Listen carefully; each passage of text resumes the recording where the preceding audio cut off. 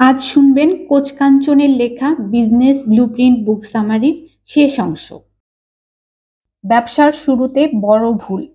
প্রথমেই অথর বলেছেন সঠিক আর্থিক পরিকল্পনা থাকে না। অর্থই বিজনেসের মূল চালিকা শক্তি। তাই সুন্দর একটি আর্থিক পরিকল্পনা বিজনেসের শুরুতেই সাজিয়ে নিতে হবে। বিজনেসের শুরুতে শো অফ করার মেন্টালিটি বাদ দিতে বলেছেন অথর। তিনি বলেছেন, অনেক উদ্যোক্তাকে দেখেছি অফিস ডেকোরেশন এবং গেট আপ সেট আপে বেশি খরচ করে পরে মার্কেটিং এবং অপারেশনের জরুরি কাজে খরচের টাকা হাতে থাকে না। কোথায় খরচ করব আর কোথায় করব না তা বুঝতে পারাই বিজনেস। এর পরের পয়েন্ট হচ্ছে দ্রুত রেজাল্টের প্রত্যাশা। বিজনেসে নেমেই আমরা ভাবতে থাকি লাভ আর লাভ আসতেই থাকবে। অথর বলছেন, বিজনেস একটা ম্যারাথন দৌড় বা টেস্ট ম্যাচের মতো। টি-20 মেজাজে নামলে এখানে ভালো করা সম্ভব নয়। রাতারাতি সফলতা পেতেও এখানে 10 বছর লেগে থাকতে হয়। তারপর হচ্ছে মানুষ চিনতে ভুল করা। বিজনেস মানে মানুষ নিয়ে খেলা। আমাদের দেশের উদ্যোক্তারা শুরুর দিকে ফুল অফ ইমোশনে থাকেন, সবাইকে বিশ্বাস করেন। কিন্তু আমাদের আশপাশেই অসংখ্য ফ্রড মানুষের আনাগোনা। তাই এ ব্যাপারে খুব সচেতন থাকতে বলেছেন অথর। কর্মী নিয়োগ থেকে শুরু করে পার্টনার নেওয়া, ভেন্ডর অনবোর্ড সব জায়গাতেই বাড়তি সতর্ক দৃষ্টি দিতে বলেছেন তিনি। এর পরের পয়েন্ট হচ্ছে ভুল ইনভেস্টর নেওয়া। বিজনেস শুরু করলে টাকার দরকার হবে, এটাই স্বাভাবিক। কিন্তু আমরা যে ভুল করি, যার তার কাছ থেকে টাকা নিয়ে পরে বিপদে পড়ি। টাকার সঙ্গে যে মানুষটাকে আপনার বিজনেসে অ্যাড করা হচ্ছে তাকে যাচাই বাছাই করাটা অনেক জরুরি বলে মনে করেন অথর। নেক্সট পয়েন্ট হলো অধিক লাভে বিনিয়োগ নেওয়া। অথর বলছেন, কখনোই মাসিক লাভ বা ফিক্সড প্রফিট দেওয়ার কমিটমেন্টে কোনো টাকা নেবেন না, কারণ ব্যবসায় প্রফিট হবে কিনা আপনি এখনো নিজেই শিওর না। নেক্সট, দীর্ঘমেয়াদী পরিকল্পনার অভাব। এলাম দেখলাম জয় করলাম, এভাবে খুব কম বিজনেসে সাফল্য আসে। আজই বসে 5-10 বছর পরের প্ল্যান সাজাতে হবে। দূরদর্শিতার অভাব থাকলে বিজনেস বড় হয় না। ভুল বিজনেস সিলেকশন। টাকা থাকলে যে কোনো ব্যবসায় নেমে পড়াটা বোকামি বলে মনে করেন অথর। অন্যের সফলতা দেখে নয়, বরং আপনি যা ভালোভাবে করতে পারবেন সেটাই আপনার জন্য ভালো ব্যবসা। সাধারণত ব্যবসায় নামলে আমরা প্রথমেই খুব পরিচিত কিছু নিয়ে শুরু করতে চাই। অথর বলছেন, অনেকে কনজিউমার প্রোডাক্ট লাইন যেমন পানি, সয়াবিন, আটা, ময়দা, চা পাতা, ডিটারজেন্ট, হ্যান্ড ওয়াশ নিয়ে বিজনেসে নামেন। অন্তত 100 কোটি টাকা পুঁজি হাতে না থাকলে কনজিউমার প্রোডাক্টের বিজনেসে না নামাই বুদ্ধিমানের কাজ বলে মনে করেন author. Online grocery, super shop, restaurant এগুলোও প্রচুর ইনভেস্টমেন্ট এবং লো রিটার্নের বিজনেস। আবার লোয়ার এন্ডে পিপল ম্যানেজ করার অভিজ্ঞতা না থাকলে ডেলিভারি বা কুরিয়ার সার্ভিসের বিজনেসে না নামাও বুদ্ধিমানের কাজ বলে মনে করেন অথর।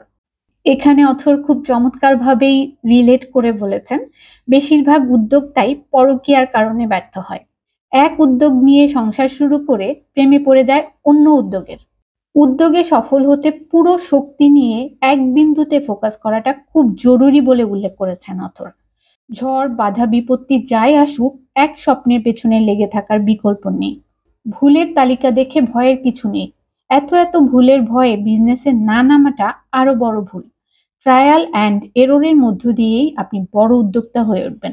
এক্ষেত্রে একটা টেকনিকের কথা উল্লেখ করেছেন অথর, এবং তিনি বলেছেন এটা খুব ইফেক্টিভ একটি টেকনিক। টেকনিকটার নাম হচ্ছে the CAC, correct and continue technique.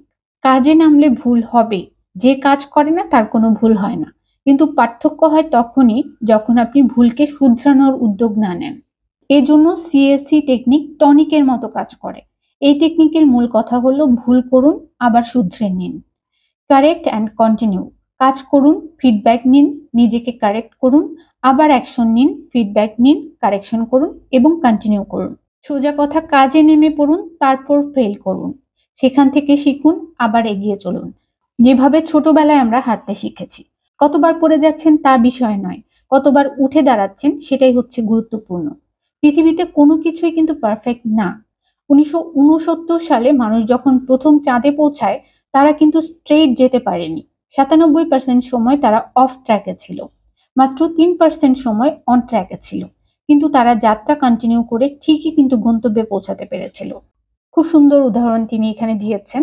একটা রোলার দিয়ে কাগজে সোজা করে দাগ দিন, এরপর মাইক্রোস্কোপ দিয়ে দেখলে দেখবেন কত জায়গায় বাঁকা। একইভাবে সাকসেসেরও কোনো সোজা পথ নেই। বন্ধুর পথে ভুল থেকে শিখে প্রতিদিন এগিয়ে যেতে হয়। সব সময়ের জন্য মাথায় গেঁথে রাখুন NGU, never give up. Startup না এসএমই? এই অধ্যায়টি অথর প্রশ্ন দিয়েই শুরু করেছেন। আপনার উদ্যোগ কি এসএমই না স্টার্টআপ?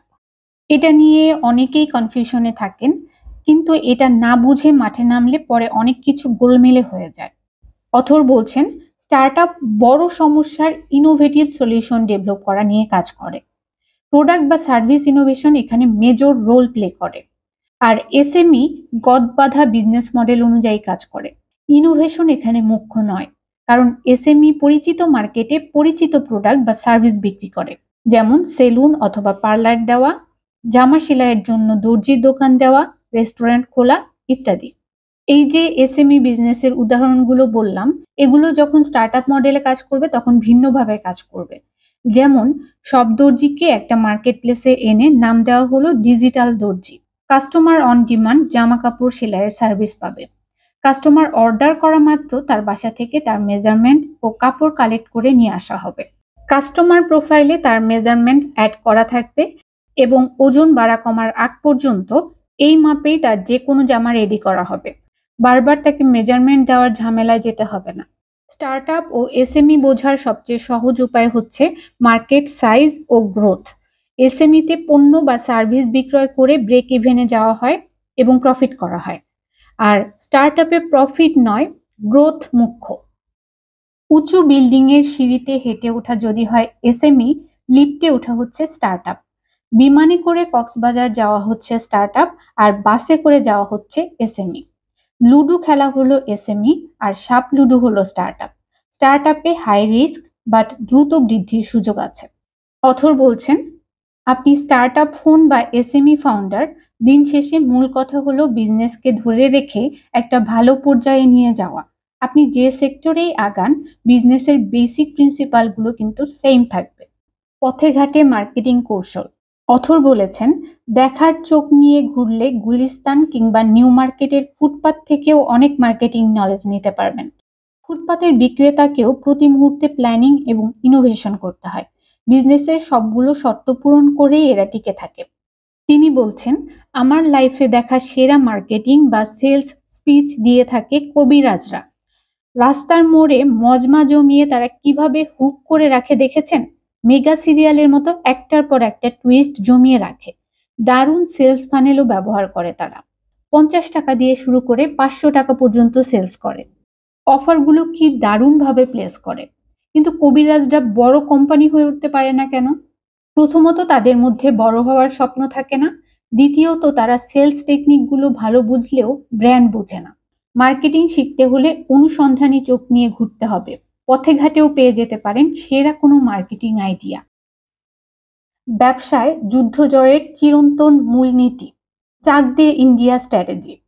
2007 সালে ইন্ডিয়ান হকি টিমের উপর নির্মিত শাহরুখ অভিনীত মুভিটি যে কোনো উদ্যোক্তার দেখা উচিত। এই মুভির স্ট্র্যাটেজিগুলো বিজনেস যুদ্ধে জয়ী হতে দারুণ হেল্প করতে পারে। One team strategy. কোম্পানির সবাই এক টিম হয়ে কাজ করলে বিজনেস বড় হবে। লক্ষ্য হবে এক, পরিচয় হবে এক, চিন্তা হবে এক, কথা হবে এক, বিপদে সবাই এক। চাক দে ইন্ডিয়ায় টিমের নতুন কোচ শাহরুখ খানের সঙ্গে প্রথম পরিচয়ের সময় সবাই নিজের নাম বলে তার স্টেটের নাম বলছিল তামিলনাড়ু, চণ্ডীগড় ইত্যাদি। কিন্তু শাহরুখ সবাইকে এক পরিচয়ে আনেন। নিজের নাম বলে সবাই এবার ইন্ডিয়া বলতে শুরু করে। সবাই খেলবে ইন্ডিয়ার জন্য, বিশ্বকাপ জয়ের মিশনে। Learn to fail. পৃথিবীতে ফেইল প্রুফ কোনো মেথড নেই। হাঁটতে হাঁটতেই আপনাকে জিততে শিখতে হবে। Failure is the best teacher. আছাড় খেতে খেতেই হাঁটা শিখতে হয়। একবার পড়ে গিয়ে উঠে দাঁড়াতে পারার মতো বড় শক্তি পৃথিবীতে আর দ্বিতীয়টি নেই। এটা করতে পারলে পৃথিবীতে কারো সাধ্য নেই আপনাকে থামিয়ে রাখবে। ফেইলিওরকে সাকসেসের পিলার বলা হয়, কিন্তু এটাও মনে রাখতে হবে শুধু একটার পর একটা পিলার বানালেই হবে না। প্রতিটা ব্যর্থতা থেকে নতুন লেসন নিয়ে নিজের সবকিছুকে আপগ্রেড করতে হবে। কেএফসির ফাউন্ডার কর্নেল স্যান্ডার্স যেভাবে করেছেন। তার মুরগির রেসিপি যতবার রিজেক্টেড হয়েছে ততবার তিনি রেসিপি উন্নত করেছেন। এভাবে রিজেক্টেড হতে হতেই তিনি পৃথিবীর বিখ্যাত ফ্রাইড চিকেন ব্র্যান্ড কেএফসি তৈরি করেছেন। ডিসিশনে দৃঢ় থাকা। টনি রবিন্সের সেই বিখ্যাত উক্তি, ডিসিশন শেপস ডেস্টিনি। সবসময় সঠিক সিদ্ধান্ত নেওয়া সম্ভব হয় না, কিন্তু সিদ্ধান্তের দৃঢ়তা আপনাকে এগিয়ে রাখবে অনেকখানি। অনিশ্চয়তার জন্য প্রস্তুত থাকা। দুর্যোগে কেউ হারিয়ে যায়, কারো আবার নতুন সাম্রাজ্য গড়ে ওঠে। করোনায় বহু বিজনেস হারিয়ে গেছে, অনেকে এটাকে সুযোগ হিসেবে কাজেও লাগিয়েছে। সময়ের সঙ্গে বিজনেসকে আপগ্রেড করতে জানতে হয়। মার্কেটিং এর সর্বকালের সেরা বই কোনো হার্ভার্ড বিজনেস স্কুলের প্রফেসর বা সিইও লিখেননি, লিখেছেন কার্ল ভন ক্লজউইটস, যিনি একজন জার্মান জেনারেল ও মিলিটারি থিওরিস্ট ছিলেন। যুদ্ধের বাস্তবতা নিয়ে তার লেখা অন ওয়ার বইটি আজকের দিনের মার্কেটিং এবং বিজনেসে প্রয়োগ করা হচ্ছে। তার জনপ্রিয় তত্ত্ব থিওরি অফ ফ্র্যাকশন, মানে অনিশ্চয়তার তত্ত্ব।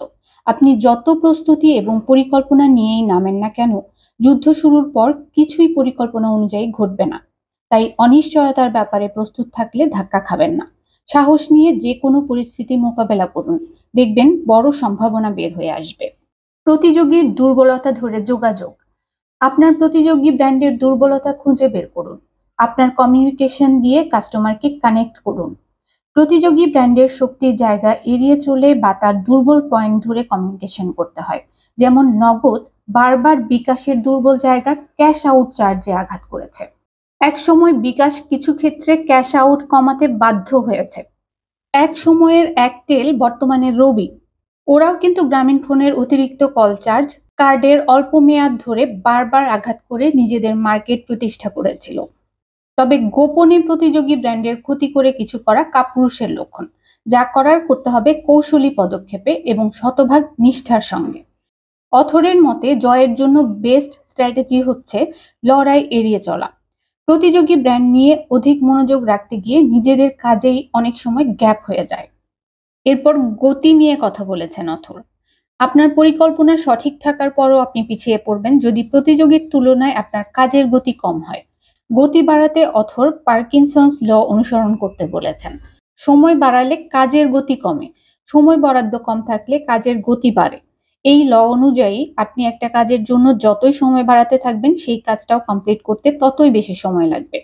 এখানে একটা উদাহরণ দিয়ে অথর বুঝিয়েছেন। তিনি বলেছেন যে এই বিষয়টা আমরা খুব ভালোভাবে রিলেট করতে পারবো তখনকার সঙ্গে যখন আমরা পরীক্ষার প্রস্তুতি নিই। সারা বছর আমরা যাই পড়ি না কেন, পরীক্ষার 2-1 দিন আগে আমরা পুরো বই শেষ করে ফেলি অল্প সময়ের পড়ায়। আবার দেখবেন যে পরীক্ষার আগে ছুটি বেশি থাকে সেটার প্রিপারেশনও ভালো হয় না, অথচ যে পরীক্ষার আগে কোনো ছুটি পাইনি সেটার জন্য অনেক ভালো প্রস্তুতি নিয়েছি। গতি আপনার বিজনেসকে দ্রুত সময়ে গুছিয়ে দিবে। বিজনেসে গ্রোথ আনতে গতির কোনো বিকল্প নেই। লিডারশিপ নিয়ে কথা বলতে গিয়ে অথর প্রথমে একটি প্রশ্ন করেছেন, বলুন তো দুইটা গ্রুপের মধ্যে কোনটা শক্তিশালী? একটা ছাগলের নেতৃত্বে থাকা 100টা সিংহ, নাকি 2, একটা সিংহের নেতৃত্বে থাকা 100টা ছাগল? অনেকেই হয়তো প্রথম গ্রুপকে শক্তিশালী ভাবছেন, কারণ এখানে 100টা সিংহ আছে।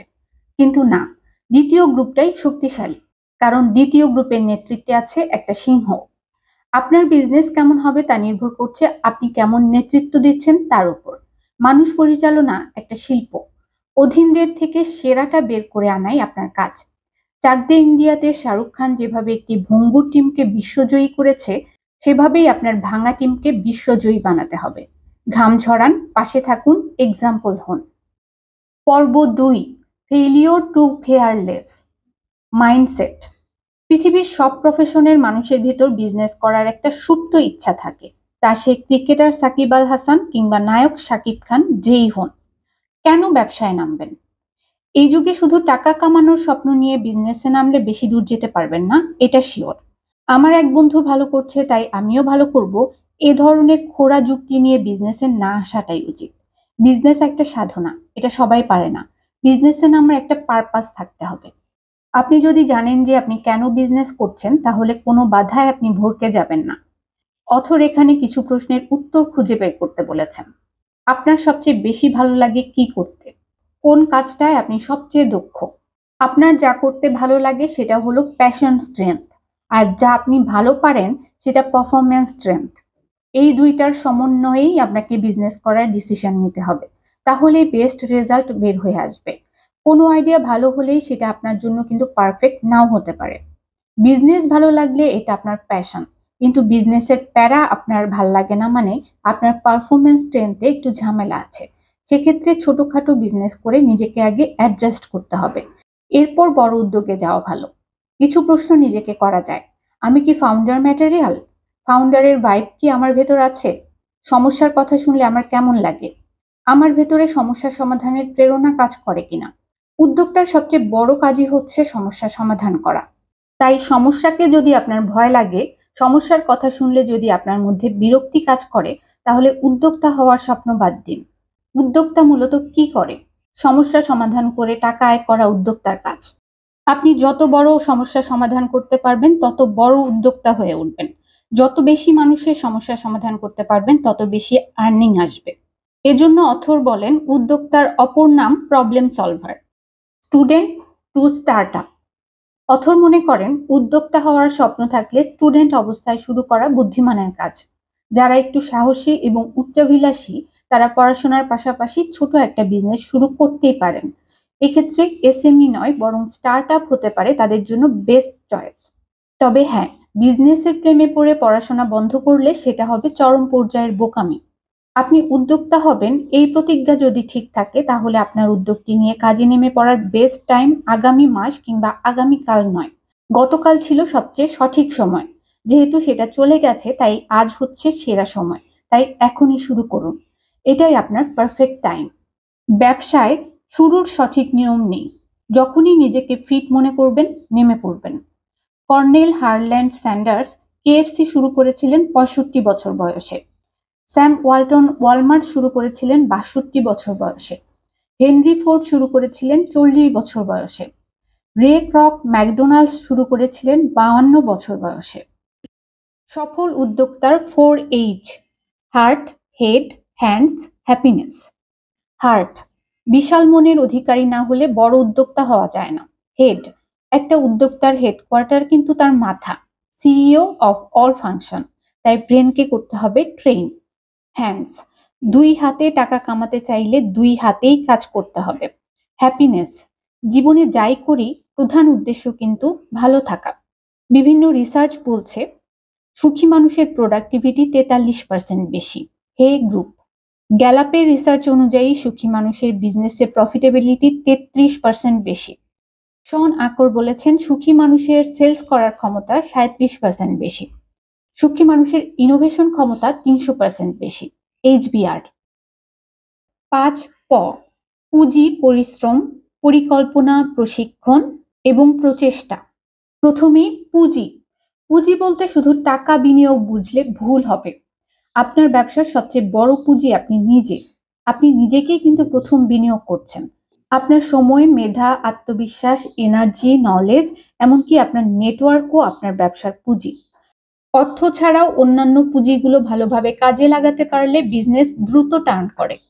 তারপর পরিশ্রম। পরিশ্রমকে সৌভাগ্যের প্রসূতি বলা হয়, তবে অবশ্যই সেটা হবে স্মার্ট পরিশ্রম। একজন ব্যবসায়ীকে অন্য যে কোনো প্রফেশন থেকে বেশি পরিশ্রম করতে হয়। কাজের প্রতি ভালোবাসাটা এমন করে ফেলতে হবে যেন পরিশ্রমটাকেও সহজ কিছু মনে হয়।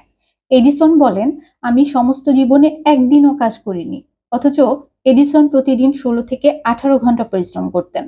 নোবেল বিজয়ী বার্নার্ড শ বলেন, বাবা যেভাবে মদ খেতেন সেভাবে আমি কাজ করি। তবে অবশ্যই এত পরিশ্রম করা যাবে না যাতে জীবন শেষ হয়ে যায়, ততটুকু করুন যাতে কাজ শেষ হয়ে যায়। এরপর অথর খুব সুন্দর একটা কথা বলেছেন, পরিশ্রম করলে বড় একটা বেনিফিট হলো রেস্ট নিয়ে অনেক মজা পাওয়া যায়। সারাক্ষণ আজাইরা থাকলে দেখবেন সব পানসে লাগে। নেক্সট হলো পরিকল্পনা। An idiot with a plan can bit a genius without a plan.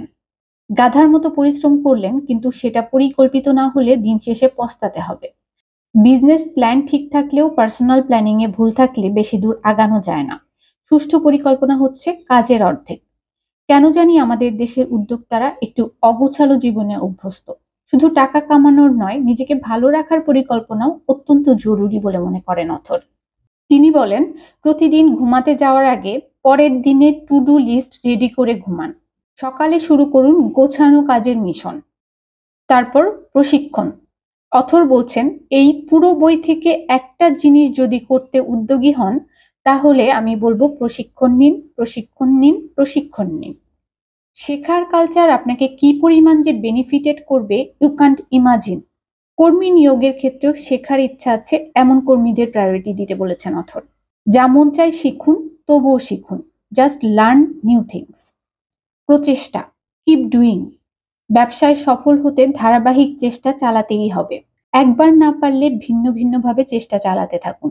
অনেক সময় মনে হবে আর বোধহয় সম্ভব না, কিন্তু চেষ্টা ছাড়বেন না। No full stop on doing.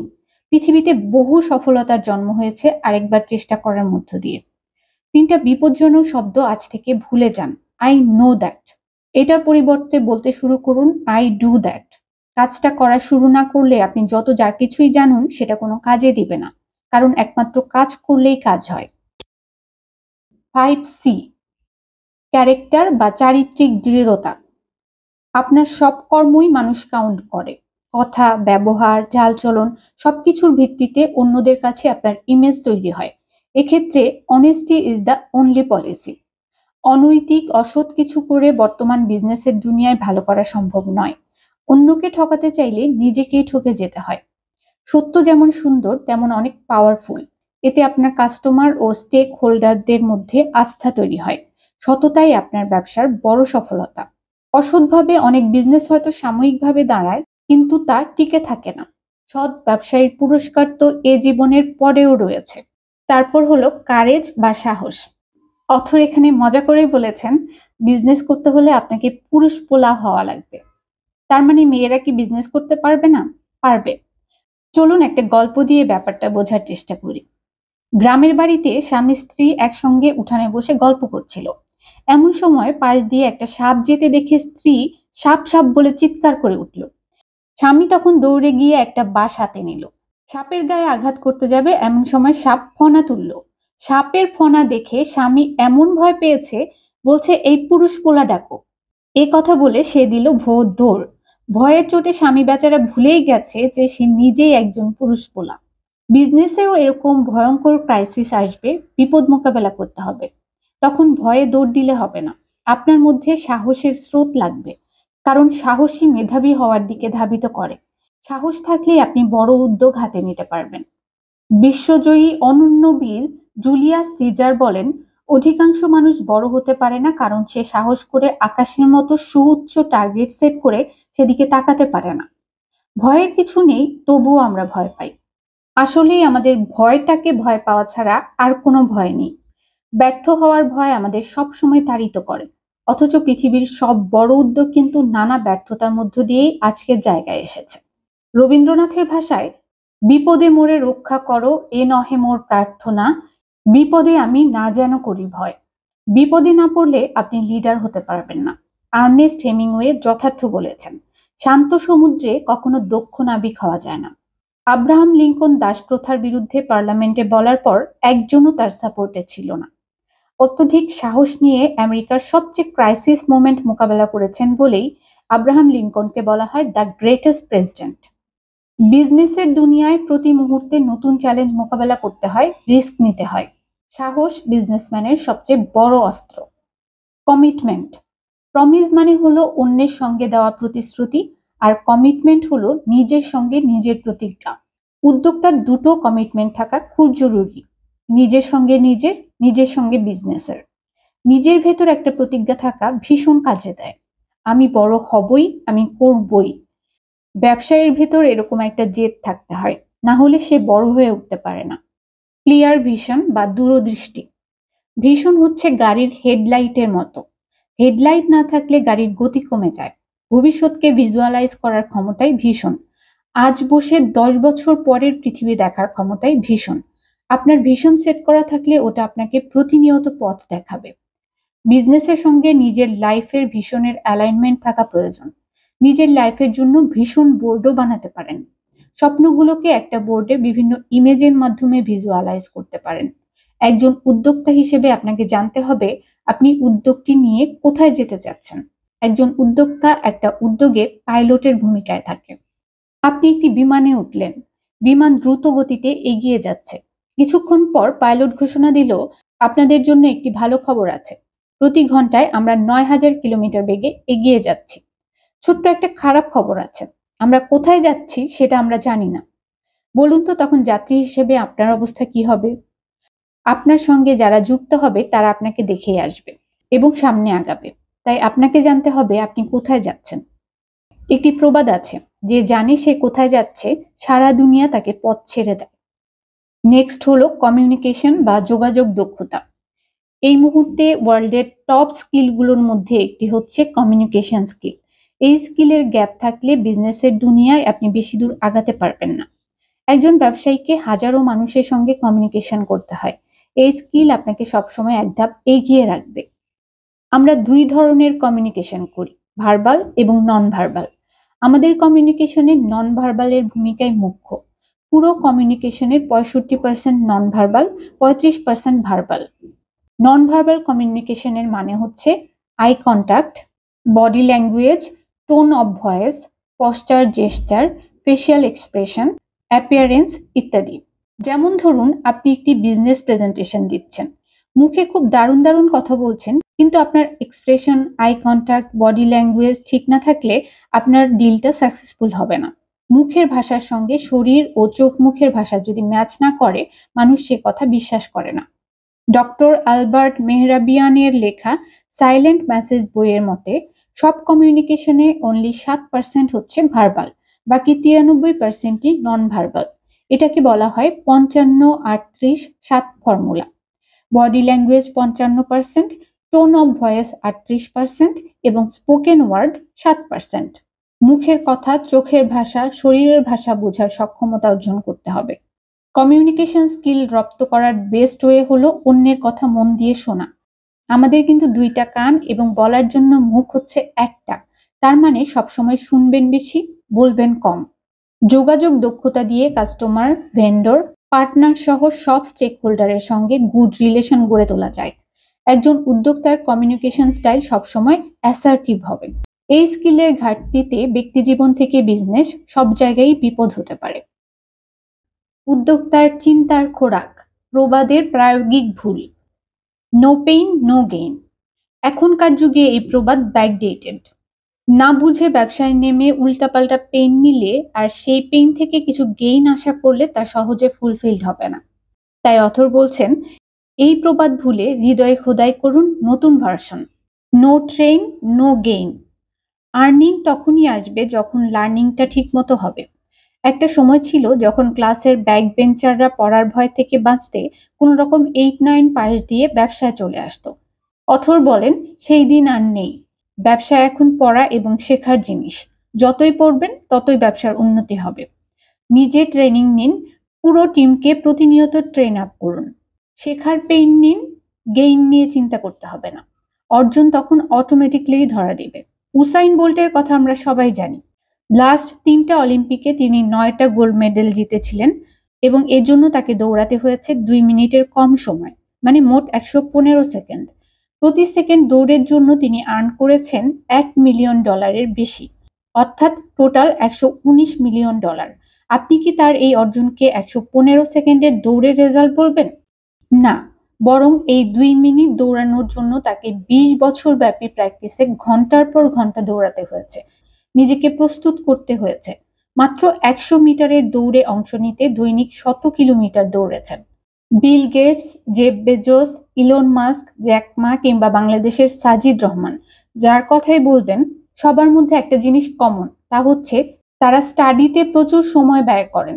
একজন উদ্যোক্তার বেস্ট ইনভেস্টমেন্ট হচ্ছে লার্নিং অ্যান্ড ডেভেলপমেন্টে সময় এবং অর্থ বিনিয়োগ। ঘরে বসেই এখন শেখার অফুরন্ত সুযোগ রয়েছে। Harvard, Cambridge, Oxford, Udemy, Coursera, Instructory, Bohubrihi, 10 minute school কিংবা কোচ কাঞ্চন একাডেমি। যেখান থেকে মন চায় ঘরে বসেই শিখতে পারেন। কানেক্টেড হতে পারেন টনি রবিন্স, জে আব্রাহাম, সিয়ালডিনি, হারবেকার কিংবা বিবেক বিন্দ্রার সঙ্গে।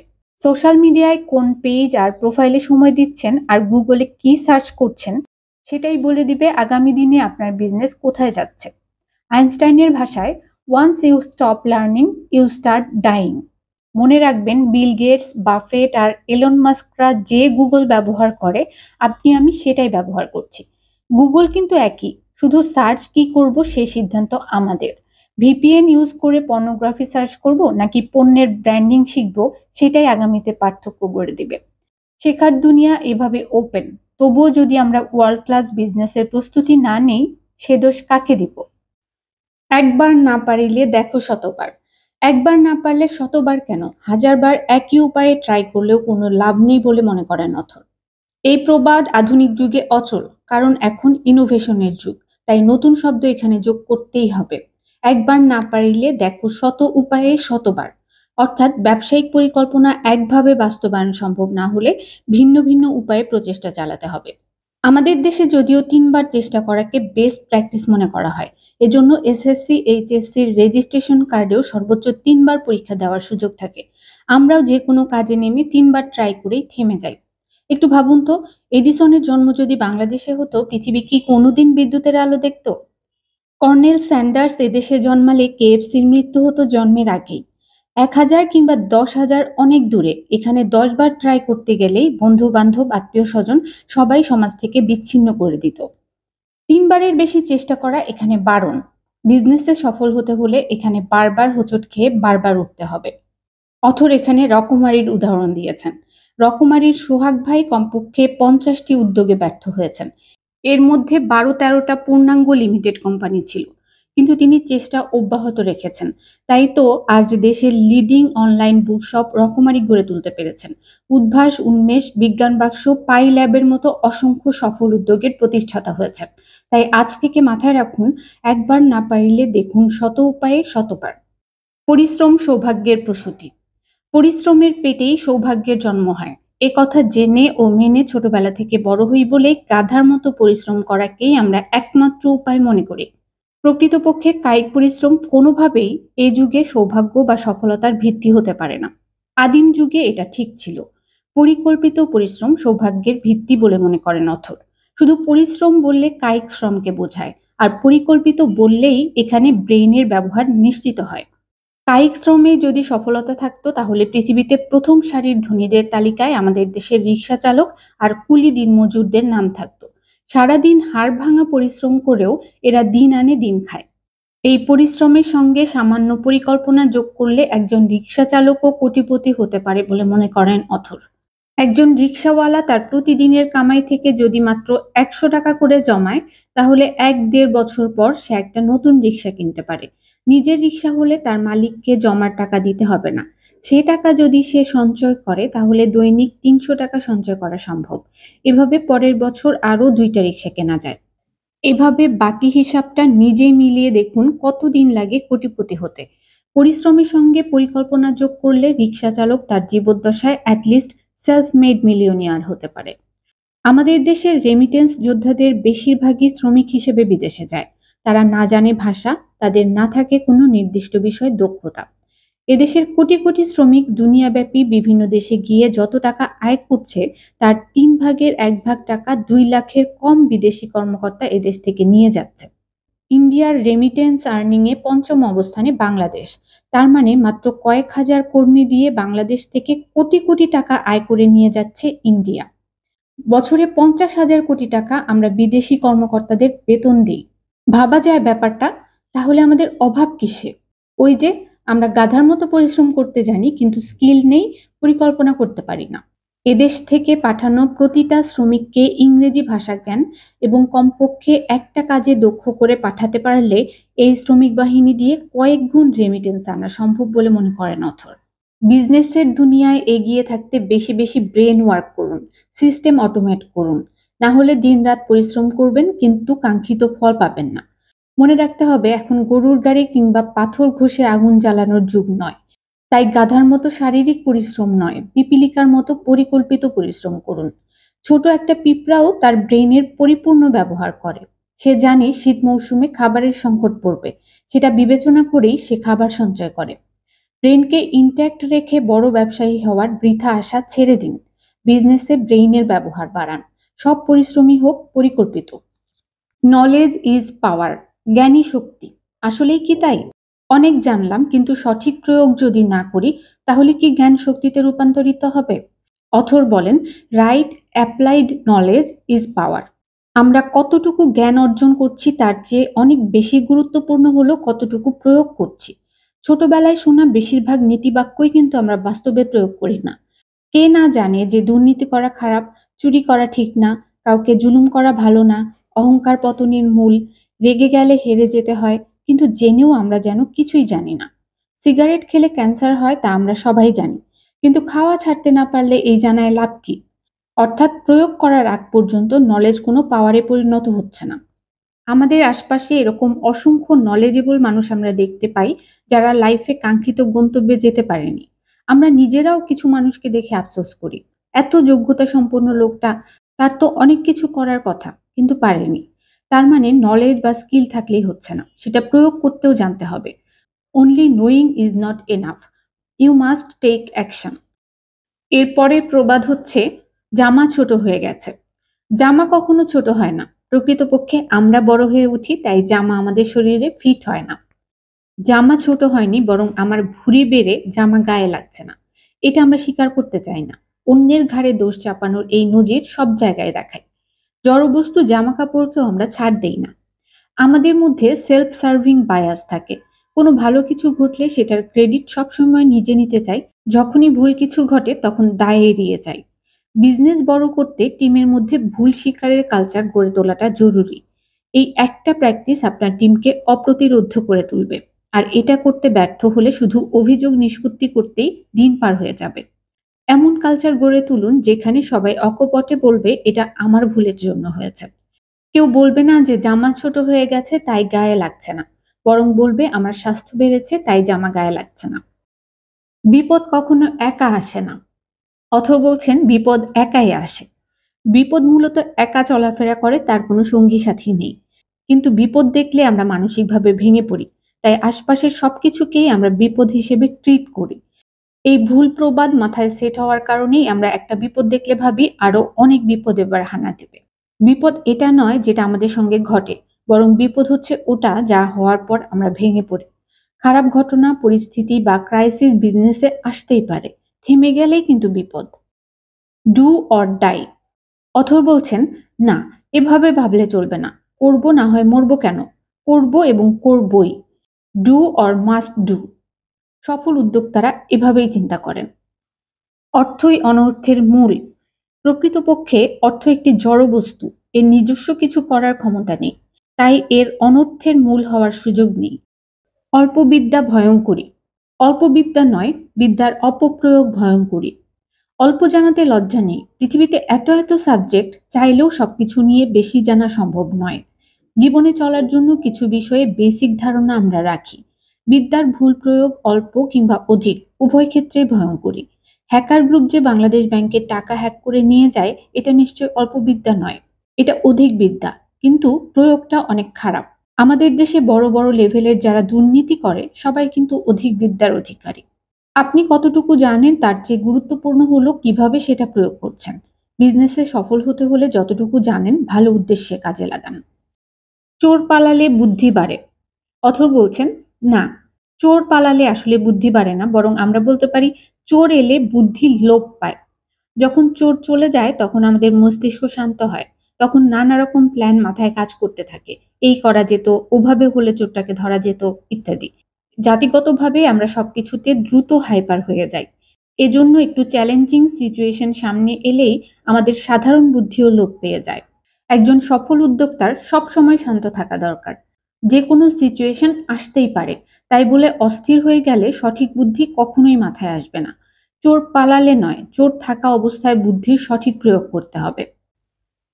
উদ্যোক্তাদের জন্য সেরা আর্ট সিনেমা। বিনোদনের অন্যতম উপায় হিসেবে আমরা প্রায়ই সিনেমা বা চলচ্চিত্রকে বেছে নিই। অথর এই অধ্যায়ে এমন কিছু সিনেমার খবর দিয়েছেন যেগুলো একই সঙ্গে শিক্ষামূলক এবং বিনোদনধর্মী। এসব চলচ্চিত্র আপনাকে একজন উদ্যোক্তা হিসেবে বেড়ে উঠতে অনুপ্রেরণা এবং উদ্যোক্তা হওয়ার জন্য প্রয়োজনীয় কিছু দক্ষতা শানিত করার শিক্ষা দেবে। ৮টি সিনেমার এই তালিকাটি যে কোনো উদ্যোক্তার জন্য উপযুক্ত। চলুন তবে তালিকাটি শুনে নেই। ১. startup.com। ২০০১ সালে মুক্তি পাওয়া এই সিনেমাটি কিছুটা তথ্যচিত্রধর্মী। এই সিনেমায় .com পিরিয়ডের বাস্তব চিত্র ফুটে উঠেছে এবং এই খাতে ব্যবসার বেশ কিছু খুঁটিনাটি এই সিনেমায় পাওয়া যাবে। এছাড়া startup.com এ রয়েছে ব্যবসায় পার্টনারশিপ, আপনার বন্ধুত্বের পথে কিভাবে হুমকি হয়ে দাঁড়াতে পারে তার সতর্কবার্তা। startup.com থেকে আপনি দলীয় কাজ, নেতৃত্ব, পুঁজি সংস্থান, ব্যবসা বাড়ানোর কৌশল, উদ্যোগী দক্ষতার বিকাশ ও ব্যবস্থাপনায় দক্ষতা সম্পর্কে বিস্তৃত ধারণা পাবেন।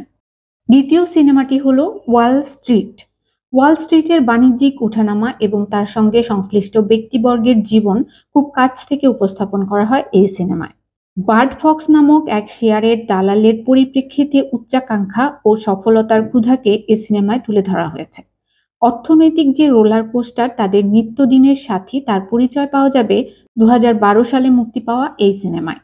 ওয়াল স্ট্রিট সিনেমাটি থেকে কর্পোরেট বাণিজ্য, পুঁজিবাজার, বিনিয়োগ, কোম্পানির বাণিজ্যিক নৈতিকতা, দপ্তর ব্যবস্থাপনা ইত্যাদি বিভিন্ন দিক সম্পর্কে শিক্ষা লাভ করা যাবে। 3 নম্বর সিনেমা হলো 12 অ্যাংরি ম্যান। এই সিনেমাটি একটি অসাধারণ কোর্ট রুম ড্রামা। এতে দলগত আচরণের পেছনে থাকা মনস্তাত্ত্বিক বিষয়গুলো দারুণভাবে ধরা পড়ে। একই সঙ্গে দেখা যায় বিভিন্ন রকমের নৈতিকতার মানদণ্ডের মধ্যে দ্বন্দ্ব। গুরুত্বপূর্ণ নানান সিদ্ধান্ত গ্রহণের প্রক্রিয়াও এই সিনেমা থেকে শেখা যায়। 12 অ্যাংরি ম্যান সিনেমাটি আপনাকে শেখাবে সন্ধি স্থাপন কৌশল, ঐক্য গড়ে তোলার প্রক্রিয়া, প্ররোচনা পদ্ধতি, দ্বন্দ্ব সমাধান ইত্যাদি। 4 নম্বর সিনেমাটি হলো দ্য সোশ্যাল নেটওয়ার্ক। আজকের অতি জনপ্রিয় সোশ্যাল মিডিয়া ফেসবুকের গল্প নিয়ে এই সিনেমাটি তৈরি হয়েছে। ফেসবুকের কর্ণধার মার্ক জাকারবার্গ এবং তার বন্ধু সেভরিনের পার্টনারশিপ, ব্যবসার শুরু এবং সেই পথে আসা বিভিন্ন বাধা বিপত্তির মোকাবেলা সব মিলিয়েই এই সিনেমার কাহিনী। ফেসবুক পছন্দ করুন আর না করুন, এই সিনেমার মূল ভাবের শক্তি অস্বীকার করা অসম্ভব। টিমওয়ার্ক, উদ্যোগ নেওয়া, লক্ষ্যে লেগে থাকা, পার্টনারশিপের যাবতীয় সমস্যা সম্বন্ধে দ্য সোশ্যাল নেটওয়ার্ক সিনেমাটি অনেক কিছু শেখাতে পারে। 5 নম্বরে অথর যে সিনেমাটি নিয়ে কথা বলেছেন তার নাম হচ্ছে দ্য গডফাদার ট্রিলজি। গডফাদার সিরিজের 3টি সিনেমা সম্ভবত উদ্যোক্তাদের জন্য সবচেয়ে উপযুক্ত সিনেমাগুলোর মধ্যে পড়ে। এই সিনেমায় নেটওয়ার্ক গড়ে তোলা, সম্পর্ক তৈরি ও বন্ধুত্বের গুরুত্ব উপস্থাপন করা হয়েছে অতি শৈল্পিক ভঙ্গিতে। তাছাড়া এই ট্রিলজিতে রয়েছে বিনোদনে ভরপুর কাহিনী, যা আপনাকে আঁকড়ে ধরে থাকবে সিনেমার শেষ পর্যন্ত এবং এই বিষয়টি আপনাকে আপনার ভবিষ্যৎ উদ্যোক্তা জীবনের জন্য প্রস্তুত করে তুলবে। এই অসাধারণ ট্রিলজিটি থেকে আপনি শিখতে পারবেন প্রতিযোগিতামূলক চিন্তাধারা, বন্ধুত্ব ও মিত্র গড়ে তোলা, কর্পোরেট সফলতা ও কর্পোরেট জীবনের নানান দিক। ঐক্য ও সহযোগিতাও এই সিনেমায় ফুটে উঠেছে। 6 নম্বর সিনেমাটি হলো the wolf of Wall Street. Jordan বেলফোর্টের জীবনের সত্য কাহিনী অবলম্বনে এই সিনেমার গল্প প্রবাহিত হয়। তার মাদকের সান্নিধ্য ও অনৈতিকতায় ভরা জীবনধারা এই সিনেমায় বাস্তব রূপ পায়। অতি আশায় যে হিতে বিপরীত হতে পারে তার উদাহরণও এই সিনেমায় রয়েছে। এই সিনেমা থেকে চতুর ব্যবসায়িক মানসিকতা শেখা যায়। সফলতা পিপাসুদের জন্য এই সিনেমাটি দেখা আবশ্যক বলে মনে করেন অথর। 7 নম্বর সিনেমাটি হলো গ্লেনগ্যারি গ্লেন রস। নিউ ইয়র্ক সিটির রিয়েল এস্টেট অফিসগুলোর পেছনে ঘটে যাওয়া ব্যক্তিগত জীবনের যত ঘটনা, বিচ্ছেদ, সম্পর্কের উঠানামা ইত্যাদি নিয়ে এই সিনেমার কাহিনী এগিয়ে যায়। এই সিনেমা থেকে উদ্যোক্তার জীবনের কাজের চাপ, পেশাগত ও ব্যক্তিগত জীবনের মধ্যে ভারসাম্য রক্ষা করা ইত্যাদি বিষয়ে জানতে পারবেন। আর সেলস নিয়ে আগ্রহীদের জন্য গ্লেনগ্যারি গ্লেন রস দেখা অতি জরুরি বলে উল্লেখ করেছেন অথর। 8 নম্বর এবং সর্বশেষ যে সিনেমাটি নিয়ে অথর কথা বলেছেন সেটা হলো দ্য মার্চেন্ট অব ভ্যানিস। শেক্সপিয়ারের লেখা কাহিনী অবলম্বনে অ্যাল পাচিনোর এই সিনেমাটি সর্বসময়ের সেরা সিনেমাগুলোর একটি। এই সিনেমায় ইউরোপের সাম্প্রদায়িকতা ও তাকে কেন্দ্র করে বেড়ে ওঠা ব্যবসায়িক দ্বন্দ্ব বাস্তবভাবে ফুটে উঠেছে। সিনেমাটি বেশ বিনোদনমূলক হলেও এই সিনেমার কেন্দ্রীয় চরিত্রগুলোতে মানব জীবনের অনাকাঙ্ক্ষিত মোড়গুলো ও বন্ধুত্ব শত্রুতার মানদণ্ড অতি সুস্পষ্ট। এই সিনেমাটি চাতুর্য ও বিচক্ষণতা শেখার অতি উৎকৃষ্ট উৎস। ব্যবসার বিভিন্ন কৌশল, ব্যবসার পতন এবং তা সামাল দেওয়ার মূলমন্ত্র এই সিনেমায় পাবেন। এছাড়া আরও কিছু সিনেমার নাম অথর উল্লেখ করেছেন, যেমন দ্য ডেভিল ওয়ার্স প্রাডা। এই সিনেমায় বিভিন্ন ব্যবসায়িক স্ট্র্যাটেজি ও কর্মস্থলে ভালো পারফরমেন্সের শিক্ষা রয়েছে। থ্যাংক ইউ ফর স্মোকিং থেকে শেখা যায় বিজ্ঞাপন ও প্রচারণা সম্বন্ধে। Catch me if you can আপনাকে দেবে অনুপ্রেরণা ও নতুন উদ্যোগের আইডিয়া। ইমোশনালি স্ট্রং হতে দেখে নিতে পারেন লাইফ ইজ বিউটিফুল অথবা পারসুট অফ হ্যাপিনেস। একজন উদ্যোক্তা হতে হলে অবশ্যই নিজেকে অনেকভাবে প্রস্তুত করতে হবে। আর এই প্রস্তুতি যদি সিনেমা দেখার মতো বিনোদনমূলক কোনো মাধ্যমে হয়, তাহলে তো কথাই নেই। তাই আর দেরি না করে বসে যান পপকর্ন নিয়ে, আর একেক দিন একটি করে দেখে ফেলুন তালিকায় উল্লেখিত ৮টি অসাধারণ সিনেমা। নতুন অধ্যায়, প্রোডাক্টিভিটি সিক্রেটস। হর্স রেসে জেতার ৩ স্ট্র্যাটেজি। ১. প্রতিপক্ষের সবচেয়ে শক্তিশালী ঘোড়ার সঙ্গে আপনার সবচেয়ে দুর্বল ঘোড়াটি রেসে পাঠান। ২. প্রতিপক্ষের মধ্যম মানের ঘোড়ার সঙ্গে আপনার সবচেয়ে শক্তিশালী ঘোড়াটি পাঠান। ৩. প্রতিপক্ষের দুর্বল ঘোড়ার সঙ্গে আপনার মধ্যম মানের ঘোড়াটি পাঠান। প্রথম রেসে আপনি হারলেও পরের দুটিতে জিতবেন। কর্মযুদ্ধে জয়ী হতেও এই কৌশলটি দারুণ কার্যকর। এখানে অথর বেশ কয়েকটি কৌশল নিয়ে কথা বলেছেন। ১ নম্বরে হচ্ছে, দিনের শুরুতে সবচেয়ে কঠিন কাজটি করুন। সবচেয়ে কঠিন, বিরক্তিকর, অপছন্দের কাজগুলো দিনের শুরুতে করে ফেলুন। সারাদিন দেখবেন অনেক ঝরঝরে লাগবে। মাথার উপর থেকে বোঝাটা নেমে গেলে দিনের বাকি কাজগুলো হালকা হয়ে যাবে। যে কাজ আপনাকে করতেই হবে সেটা যত দ্রুত করবেন ততই বোঝামুক্ত হবেন। জমিয়ে রাখলেই নিজেকে এলোমেলো লাগবে। ২ নম্বরে যে কৌশলের কথা অথর বলেছেন সেটা হচ্ছে, দিনের যে সময়টায় আপনি সবচেয়ে বেশি এনার্জেটিক থাকেন সেই সময়টায় মধ্যম মানের কাজ করুন।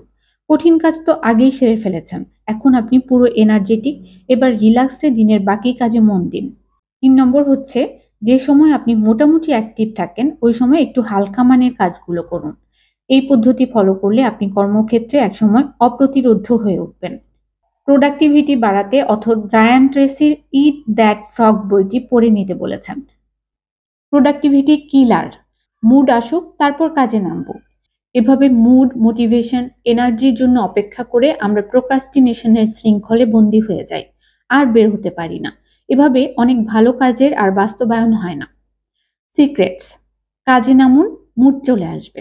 সকালে এক্সারসাইজ করতে চান, মুড আসবে সে আশায় বসে না থেকে শুরু করে দিন। কয়েকদিন পর দেখবেন এক্সারসাইজ না করলে ভালো লাগবে না। এভাবে যে কোনো কাজ শুরু করুন এবং কয়েকদিন কন্টিনিউ করুন, দেখবেন এমনিতে এনার্জি চলে আসবে। সুপার প্রোডাক্টিভ থাকতে নাইকির স্লোগানটা মনে গেঁথে রাখাই যায়, জাস্ট ডু ইট। সফল উদ্যোক্তা হওয়ার ৭ বই। উদ্যোগে সফলতার জন্য বই যেন মইয়ের মতো। এক একটা বই আপনাকে এক এক ধাপ এগিয়ে দেবে। বই মানুষের সবচেয়ে ভালো বন্ধু। জীবনের যা কিছু গুরুত্বপূর্ণ প্রশ্ন তার অধিকাংশেরই উত্তর পাওয়া যাবে বইয়ে। অনেকেই একটি কথা শুনে থাকবেন, আপনি আজ থেকে ৫ বছর পর কোথায় থাকবেন, কি করবেন তা নির্ভর করে আপনি আজ কি বই পড়ছেন তার উপর। অর্থাৎ বই মূলত আপনার ভবিষ্যৎ নির্ধারণ করছে। তাই বই পড়ার অভ্যাস থাকুক আর না থাকুক, সবাইকে স্বীকার করতেই হবে যে নিজ চরিত্র গঠনে ও জীবনে সফলতা অর্জনের ক্ষেত্রে বই পড়ার কোনো বিকল্প নেই। বই পড়া প্রত্যেকের জীবনের একটি অবিচ্ছেদ্য অংশ হওয়া উচিত। ছাত্রজীবন থেকেই পাঠ্য বইয়ের পাশাপাশি বিভিন্ন বিষয়ে বই পড়তে হয় যাতে সার্বিক জ্ঞান বাড়ে। বই পড়ার ধারা কর্মজীবনেও অব্যাহত থাকলে ব্যক্তিজীবনে ও পেশাগত জীবনে সফলতা কেউ আটকে রাখতে পারবে না। তাছাড়া নৈতিক ও চারিত্রিক গুণাবলীর উন্নতি তো আছেই। এখন প্রশ্ন উঠতে পারে যে কি ধরনের বই পড়বেন বা কি ধরনের বই আপনাকে আপনার লক্ষ্যে নিয়ে যেতে সাহায্য করবে। একজন উদ্যোক্তা হওয়ার লক্ষ্য যদি আপনার থাকে তবে আপনাকে উদ্যোগ গ্রহণ ও তার সংশ্লিষ্ট বিষয়গুলো সম্বন্ধে লেখা বইগুলো পড়তে হবে। পড়তে হবে বিভিন্ন সফল ব্যক্তিত্বের জীবন কাহিনী। জানতে হবে এই জীবনধারার বিস্তারিত। তবেই আপনি ধীরে ধীরে নিজেকে মানসিকভাবে প্রস্তুত করে তুলতে পারবেন একজন ভবিষ্যৎ সফল উদ্যোক্তা হিসেবে। তাই আপনার জন্য উপযুক্ত কিছু বইয়ের তালিকা দেখে নেওয়া যাক, যে বইগুলো আপনাকে সাহায্য করবে জীবনের প্রতিটি ক্ষেত্রে। ১ নম্বরে অথর যে বইয়ের কথা উল্লেখ করেছেন তার নাম হচ্ছে দ্য লিন স্টার্টআপ। এরিক রাইসের লেখা এই বইটি সকল আশাবাদী উদ্যোক্তার জন্য পড়া তো অবশ্যই জরুরি। এই বইয়ে জাস্ট ডু ইট প্রক্রিয়ায় কাজ করা সম্বন্ধে বিস্তারিত বলা হয়েছে, যা গদবাঁধা পেশাগত জীবনের উন্নতির মানসিকতা থেকে আলাদা। উদ্যোগ গ্রহণ করার ব্যাপারে যে দুটি বিষয় সবচেয়ে গুরুত্বপূর্ণ সেগুলো হলো, ডাইভ দেওয়ার জন্য আপনার আইডেন্টিটি পারফেক্ট কিনা এবং আপনার উদ্যোগটি বাস্তবায়ন করার জন্য প্রয়োজনীয় জনবল বা সহকর্মী বা সহ উদ্যোগী আছে কিনা। এই দুটি গুরুত্বপূর্ণ বিষয় নিয়ে অনেক আলোচনা রয়েছে এই বইয়ে। সাধারণ ব্যবসায়িক প্রক্রিয়া থেকে বের হয়ে ইউনিক পদ্ধতি অবলম্বন করার ব্যাপারে বিশদ আলোচনা করা হয়েছে। ২ নম্বর বইটি হলো দ্য নন টেকনিক্যাল ফাউন্ডার। ধরুন আপনার কাছে অসাধারণ একটি সফটওয়্যারের আইডিয়া আছে, কিন্তু আপনি কোডিং বা প্রোগ্রামিং জানেন না। কোড না জানার পরেও আপনি কিভাবে এই আইডিয়াকে বাস্তবায়ন করবেন, ফলপ্রসূ করবেন, সেই পথই বাতলে দেওয়া হয়েছে জশ ম্যাকডোনাল্ডসের লেখা এই বইটিতে। এই বইটির সবচেয়ে কৌতূহল উদ্দীপক বিষয়টি হলো বইটিতে রয়েছে ২০ জনেরও বেশি টেক খাতের সফল উদ্যোক্তার সাক্ষাৎকার, যারা পরামর্শ দিয়েছেন একজন মানুষ কোডিং না জেনেও কিভাবে এই খাতে সফল হতে পারেন সেই বিষয়ে। তারা সোশ্যাল মিডিয়ায় একটি কাস্টমার ভিত্তি তৈরির কথাও এই বইতে বলেছেন। ক্রাশিং ইট। অনেকেই ভেবে থাকেন একজন উদ্যোক্তা হিসেবে আপনি যদি ঘরমুখো হন, মানুষের সঙ্গে মেলামেশা করতে পারা এবং নেটওয়ার্ক তৈরি করতে পারার গুণ যদি আপনার না থাকে, তবে উদ্যোগ বাস্তবায়ন আপনার জন্য অনেকটাই কঠিন হয়ে পড়বে। কিন্তু এই কথাটি কোনোভাবেই সঠিক নয় যে একজন উদ্যোক্তা হিসেবে সফলতার মুখ দেখতে হলে আপনাকে একজন মিশুক, নেটওয়ার্ক তৈরিতে স্বচ্ছন্দ হয়ে জন্মাতে হবে। আর এই যুক্তিটি গ্যারি ভি তার লেখা বই ক্র্যাশিং ইটে ব্যক্ত করেছেন। লেখক তার এই বইতে ব্যবসা বা উদ্যোগের খাতিরে কি করে নিজ গণ্ডি থেকে বের হয়ে আসা যায় সে কথাও বলেছেন। এই বইয়ের গল্পগুলো আপনাকে এই বিষয়ে প্রশিক্ষিত করে তুলবে, যাতে ঘরকুনো হয়েও আপনি একজন সফল উদ্যোক্তা হতে পারেন। ৪ নম্বর বইটি হলো মেক ট্রাবল। যদি কোনো নতুন উদ্যোক্তা তার উদ্যোগের পেছনে ছুটতে শুরু করেন এবং লক্ষ্যে পৌঁছানোর আপ্রাণ চেষ্টা করতে শুরু করেন, তবে নিজেকে ও নিজের ক্ষমতাকে প্রশ্ন করতে শুরু করা খুবই স্বাভাবিক ঘটনা। অনেক ক্ষেত্রে নিজেকে অন্যদের থেকে অনেক বেশি আলাদা এবং একা মনে হতে পারে, কিন্তু এই পথে চলতে হলে নিজের উপর বিশ্বাস রাখাটা সবচেয়ে গুরুত্বপূর্ণ বিষয়। জন ওয়াটার্স এ ব্যাপার নিয়েই তার মতামত এবং কিছু পরামর্শ বইটিতে উল্লেখ করেছেন। লক্ষ্যকে স্থির রেখে নিজের উপর শতভাগ আস্থা নিয়ে এগিয়ে যাওয়ার মূলমন্ত্র রয়েছে এই বইটিতে। ৫. 0 to 1।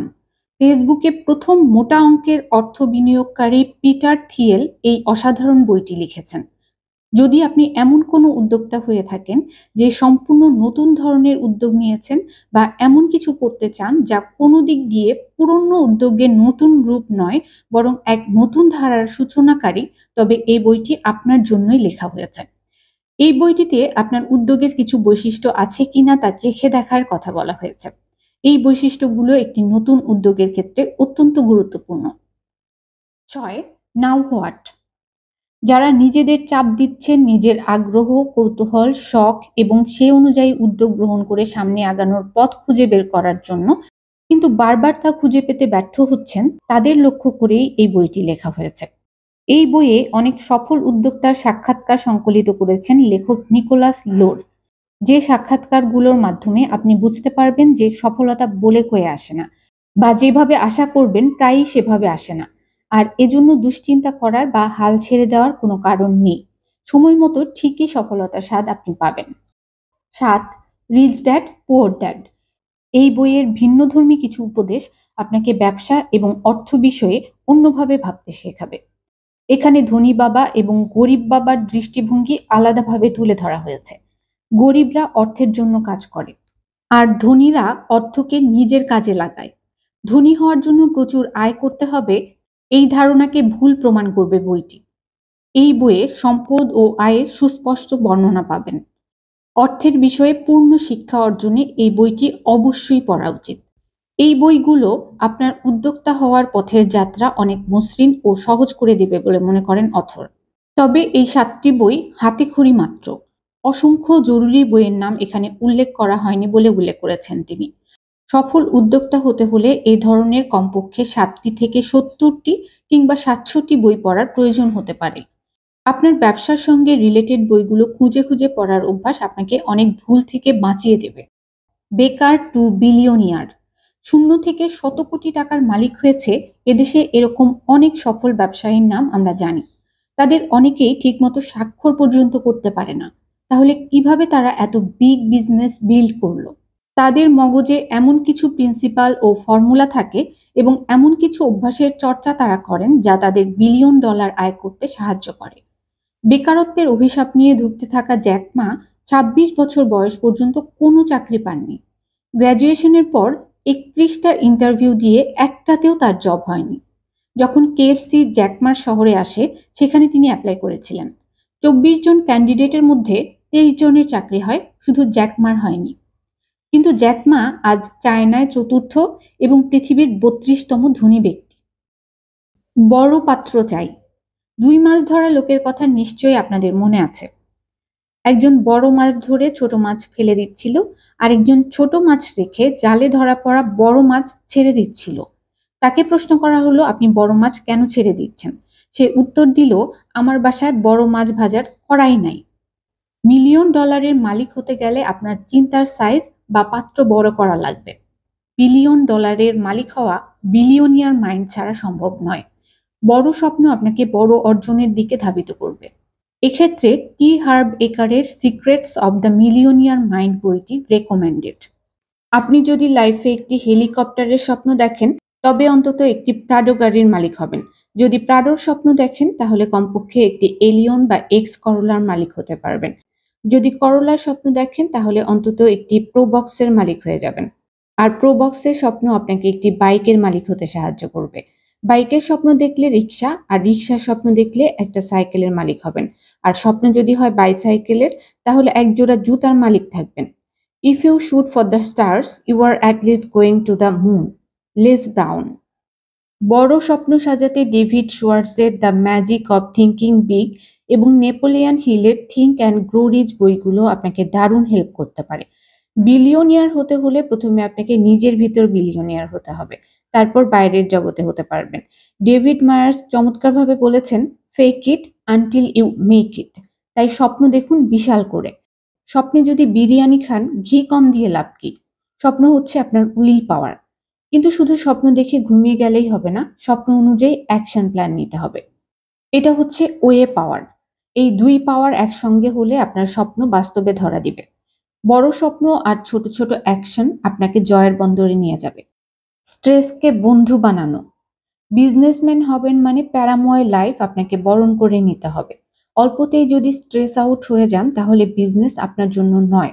চাপই মানুষকে গড়ে তোলে। এজন্যই বলা হয়, শান্ত সমুদ্রে কখনো দক্ষ নাবিক হওয়া যায় না। চাপকে চাপ ভাবলেই চাপ। চাপ কম থাকলে মানুষ কমফোর্ট জোনে চলে যায়। ব্যবসার জন্য অথরের নিজের একটা ফর্মুলা হচ্ছে, যত চাপ তত লাভ। চাপই ইনকাম। স্ট্রেসকে স্মার্টলি হ্যান্ডেল করতে পারলে মিলিয়নিয়ার হওয়া সময়ের ব্যাপার মাত্র। চাপকে বন্ধু বানিয়ে নিন, চাপ আপনাকে মিলিয়ন ডলারের গন্তব্যে নিয়ে যাবে। স্ট্রেস নিয়ে শুধু আপনার মাইন্ডসেট চেঞ্জ করুন, আপনার কাজের ধরন আমূল পাল্টে যাবে। স্ট্রেস বা চাপমুক্ত থাকতে ছোট কিছু কাজের কথা বলেছেন অথর। দৈনিক 7-8 ঘন্টা ঘুমানো, পর্যাপ্ত পানি পান, কমপক্ষে 30 মিনিট এক্সারসাইজ, পুষ্টিকর খাবার গ্রহণ, পরিবারের সঙ্গে সময় ব্যয়, mindfulness practice, positive thinking, positive action.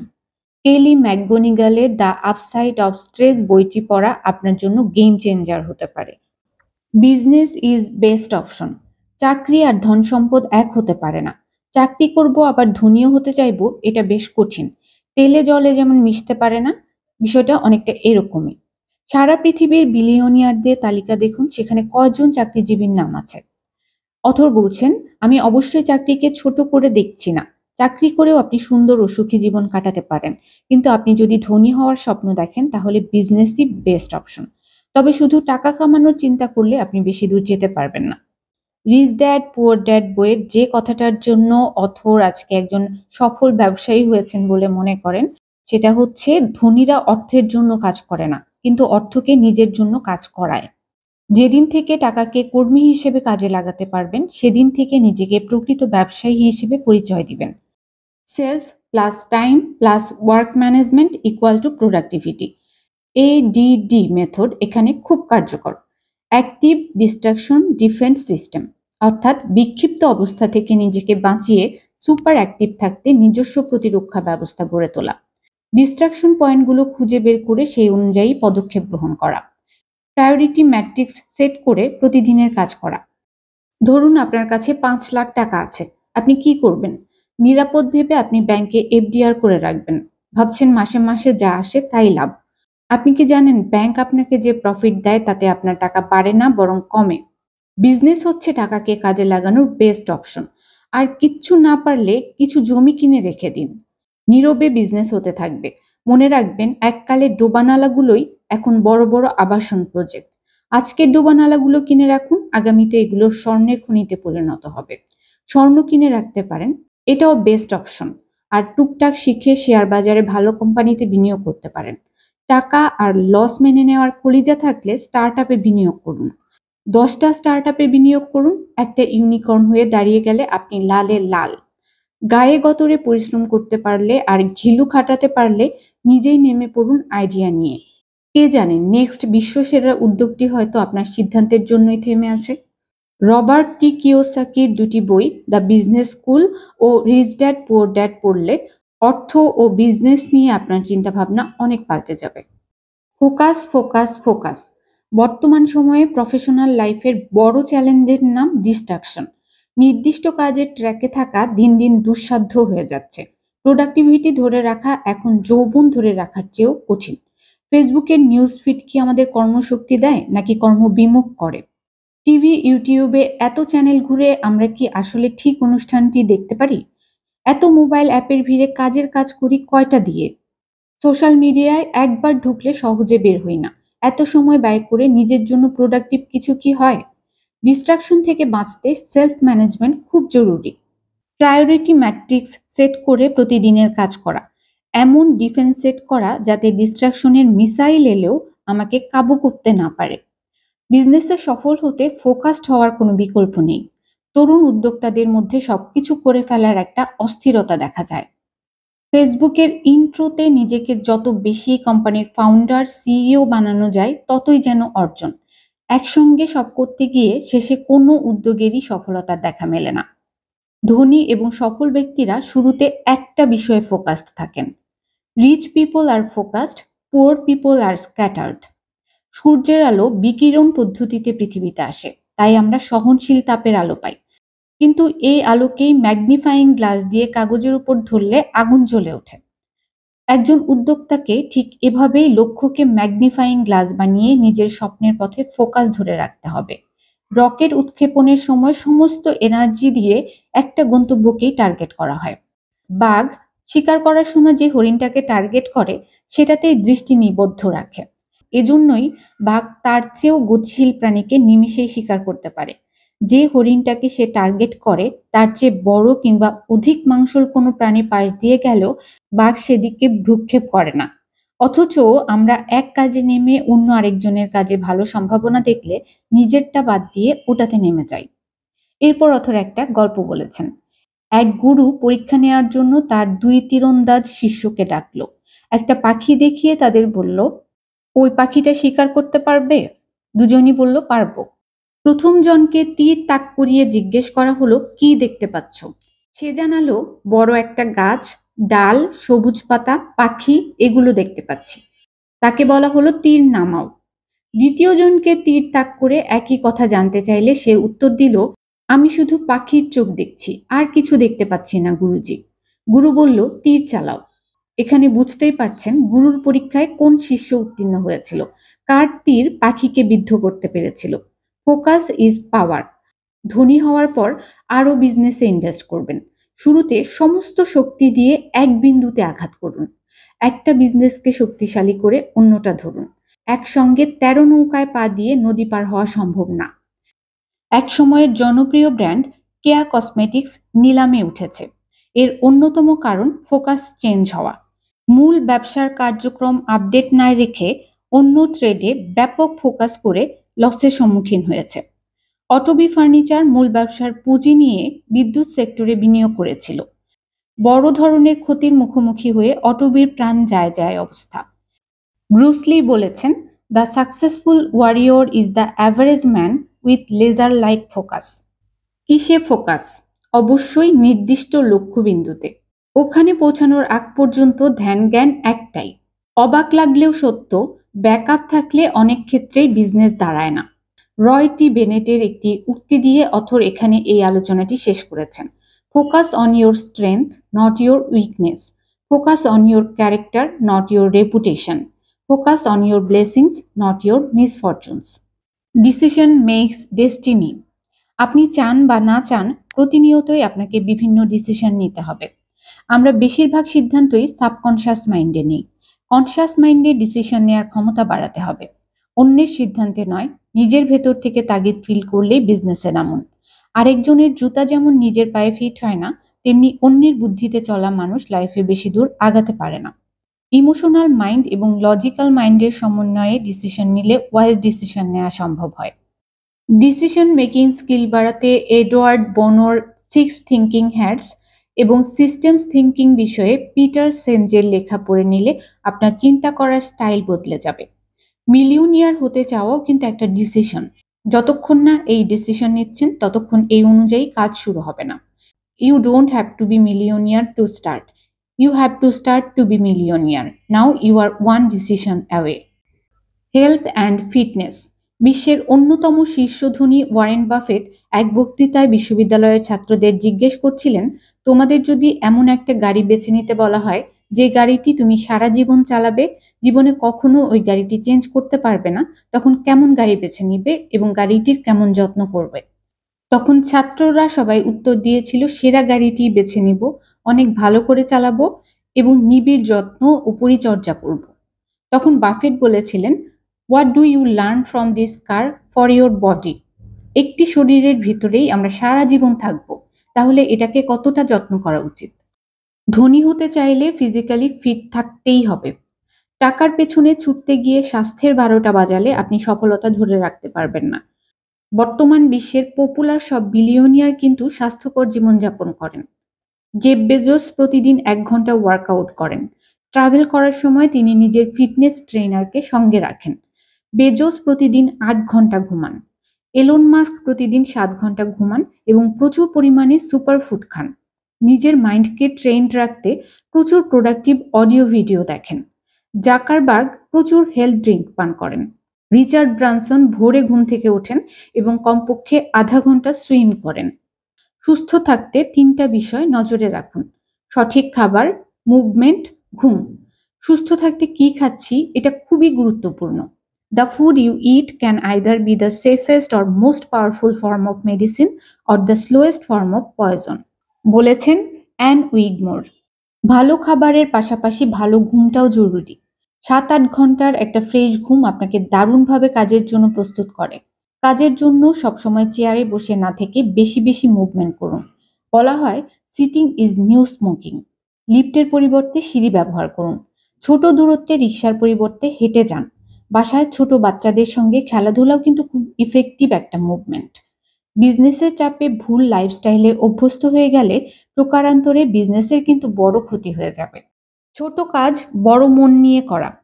ঝাড়ুদার হলেও এমনভাবে ঝাড়ু দিতে হবে যেন ওই রাস্তা দিয়ে হেঁটে যাওয়ার সময় লোকে ঝাড়ুদারের কথা চিন্তা করে। বিজনেসে বড় হতে অনেক ছোট কাজ করার মানসিকতা থাকতে হয়। ঘাড়ে করে বোঝা নামানো, অফিস ঝাড়ু দেওয়া, টয়লেট পরিষ্কার করা ইত্যাদি। শুরুতেই তো বিশাল কর্মী বাহিনী থাকে না, ছোট ছোট স্টেপেই অনেক দূর যেতে হয়। পৃথিবীর শীর্ষ ধনীদের জীবন কাহিনী পড়ে দেখুন, সবাই ছোট কাজ করে করেই আজকের জায়গায় এসেছেন।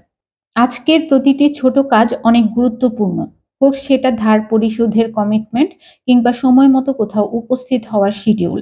আমরা তো ভালো করেই জানি, ছোট ছোট বালুকণা, বিন্দু বিন্দু জল গড়ে তোলে মহাদেশ, সাগর অতল। না, এছাড়া পড়ার জন্য পড়া নয়, মনে প্রাণে ধারণ করুন। প্রতিটি ছোট কাজ অনেক বড় মন নিয়ে করুন। বিন্দু বিন্দু করে আগামীর ভিত রচিত হয়ে যাবে। Billion dollar business formula: RV plus RK plus RU। Right vehicle or business. চাঁদে গেলে রকেট, আমেরিকায় গেলে বিমান, অন্য জেলায় গেলে গাড়ি, বাজারে গেলে রিক্সা, পাশের বাসায় গেলে হেঁটে। আপনি কোথায় যেতে চাচ্ছেন তার উপর বেস করে কিন্তু যানবাহন সিলেকশন হয়। সো আপনার মিশন ভিশনের উপর ভিত্তি করে সঠিক বিজনেস এবং মডেল বেছে নিন।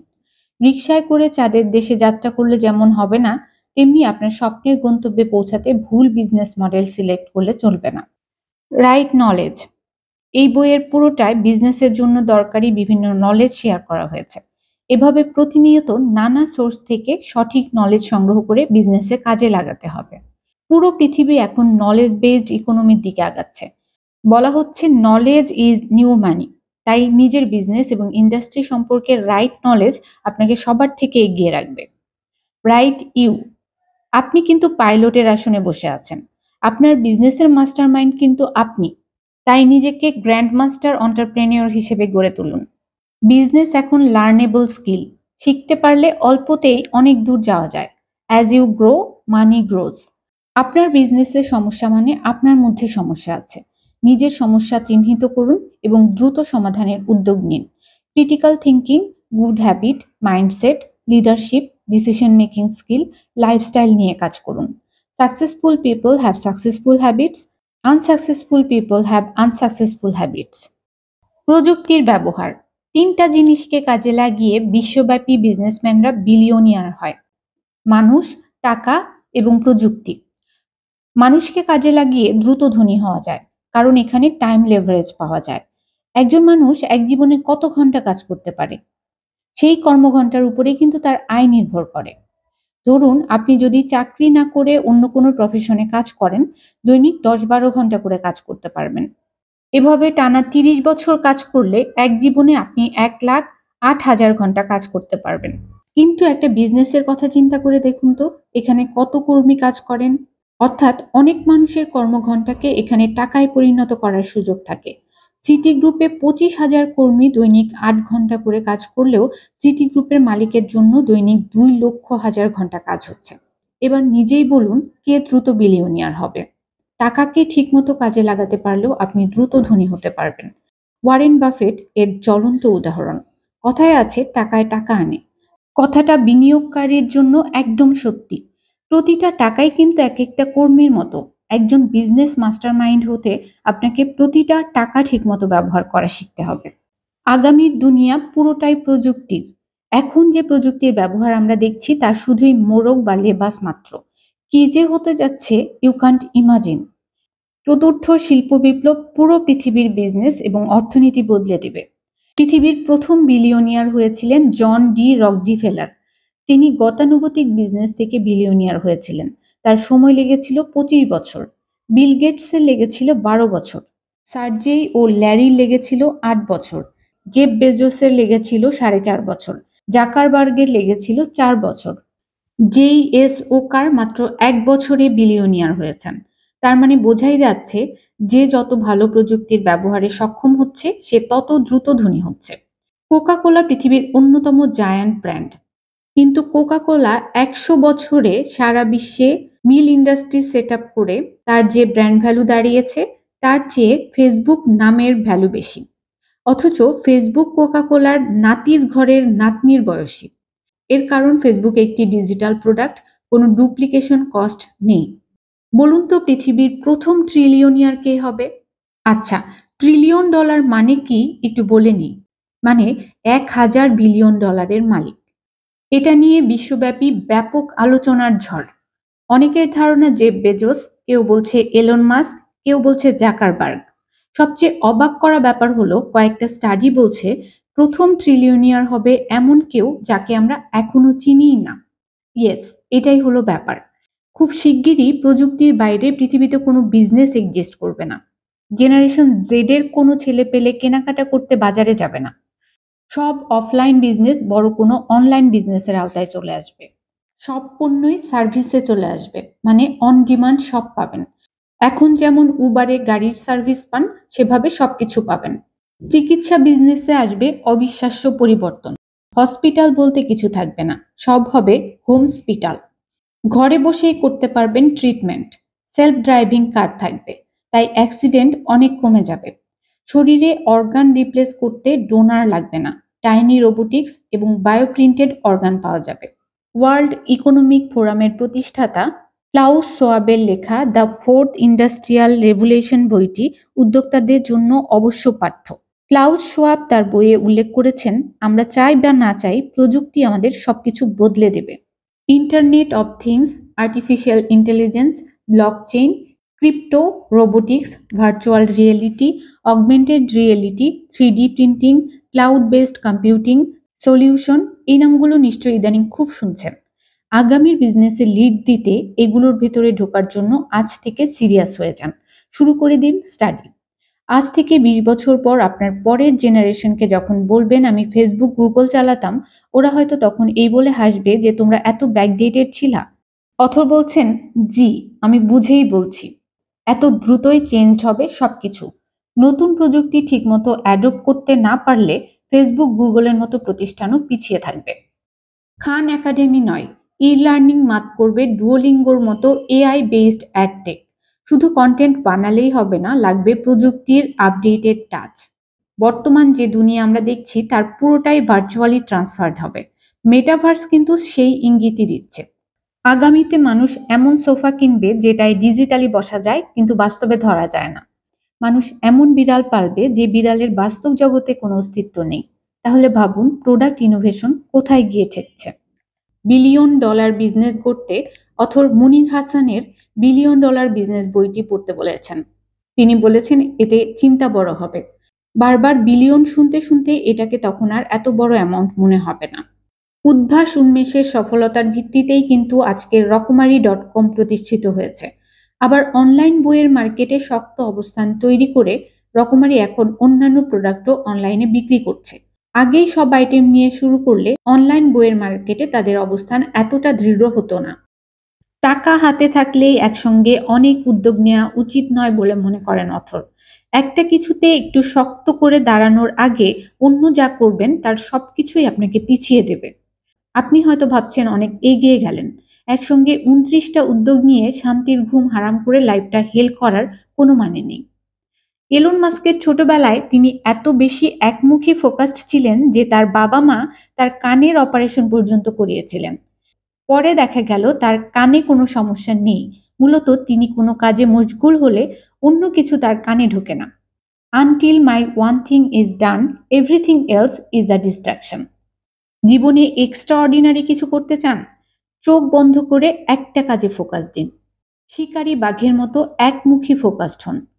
তা সে প্রেম কিংবা বিজনেস অথবা জব, যেটাই করেন। একটা সরিষার দানা সামনে রেখে এক দৃষ্টিতে তাকিয়ে থাকুন আর মন, মস্তিষ্ক এবং হার্টকে জানান আমি একটা জিনিসেই ফোকাস রাখব। মুখ দিয়ে আওড়াতে থাকুন one thing, one thing, one thing, one thing. আমাদের জীবন কিন্তু একটাই, এলোমেলো করার সুযোগ নেই। টিকে থাকার লড়াইয়ে রসদ। উদ্যোক্তা হয়ে আপনাকে সবচেয়ে বেশি করতে হবে টিকে থাকার লড়াই। স্বপ্নের জন্য মানুষ পারে না এমন কিছু নেই। উদ্যোক্তার জন্য সবচেয়ে বড় কষ্টের ব্যাপার হচ্ছে হাজারো সমস্যা বুকে চাপা রেখে তাকে হাসি মুখে সব কাজ করে যেতে হয়। ভেতরের কথা বলার খুব বেশি জায়গা তার থাকে না। আইডিয়া শেয়ার করে বাহবা পাওয়া যায়, পুরস্কার পাওয়ার সুযোগ আছে, হয়তো ফান্ডিংও পাওয়া যায়, কিন্তু উদ্যোক্তার প্রবলেম কে শুনবে? অথর বলছেন এখানে কিন্তু একটা রিয়েল প্রবলেম ফাইন্ডিং হলো। এই আইডিয়া নিয়েও কাজ করতে পারেন কেউ। উদ্যোক্তার প্রবলেম শুনবেন এবং সঠিক রাস্তার সন্ধান দেবেন, ঠিক নিজের কাছের একজন বন্ধুর মতো। উদ্যোক্তার টিকে থাকার লড়াইয়ে সবচেয়ে গুরুত্বপূর্ণ হচ্ছে মাইন্ড ম্যানেজমেন্ট। বাইরের পরিবেশ যাই হোক, ভেতরের আপনি যদি ঠিক থাকেন, পৃথিবীর কারো সাধ্য নেই আপনাকে ঠেকায়। এজন্যই প্রত্যেক উদ্যোক্তার বাধ্যতামূলক mind management, human psychology, soft skills framework নিয়ে বেসিক পড়াশোনা থাকা অত্যন্ত জরুরি।